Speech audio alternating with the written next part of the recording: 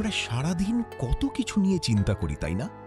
অফিসের চাপ, ক্যারিয়ারের অনিশ্চয়তা, মানুষের সমালোচনা, সব মিলিয়ে আমাদের মনটা একটা জট পাকানো সুতোর মতো হয়ে যায়।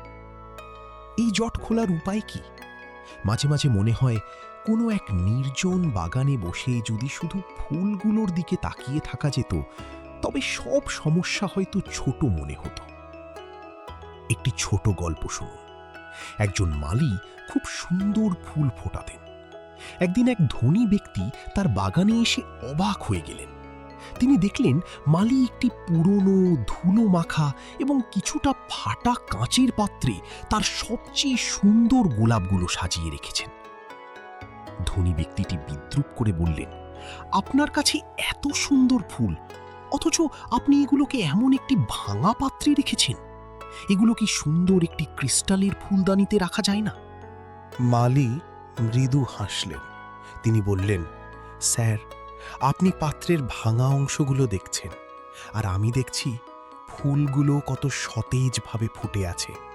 পাত্রটি দামি হোক বা সস্তা, তাতে কিছু যায় আসে না। ফুলগুলো যখন ফুটে ওঠে তখন মানুষ কি আর পাত্র দেখে? তারা দেখে ফুলের সৌরভ আর তার সৌন্দর্য। ধনী ব্যক্তিটি সেদিন একটি বড় শিক্ষা পেলেন। আমাদের জীবনের সমস্যাগুলো অনেকটা সেই ভাঙা পাত্রের মতো। আমরা সবসময় আমাদের জীবনের খুঁত বা সমস্যাগুলো নিয়ে পড়ে থাকি, কিন্তু আমরা যদি আমাদের ফুলের মতো ভালো কাজগুলো বা ছোট ছোট অর্জনগুলোর দিকে নজর দিই, তবে দেখব সমস্যাগুলো আর তেমন বড় মনে হচ্ছে না। আমরা সবাই কি করছি?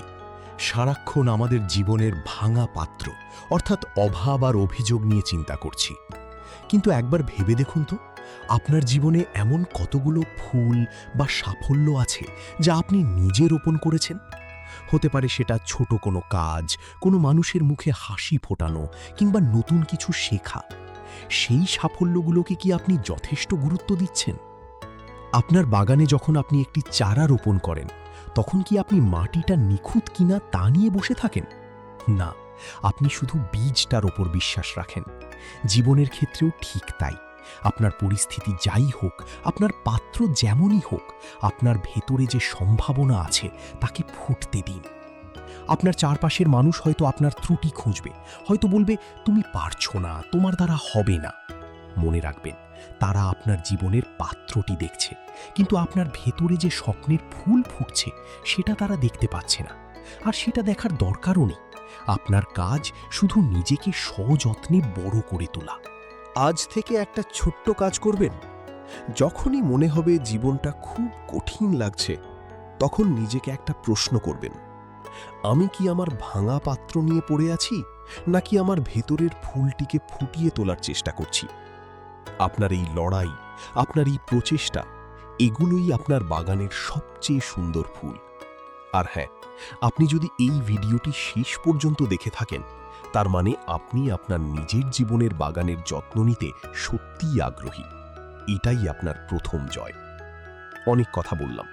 ভালো থাকুন, নিজের ভেতরের সৌন্দর্যটুকু আগলে রাখুন। আর হ্যাঁ, খুব শিগগির আবার দেখা হবে নতুন কোনো গল্পের সাথে।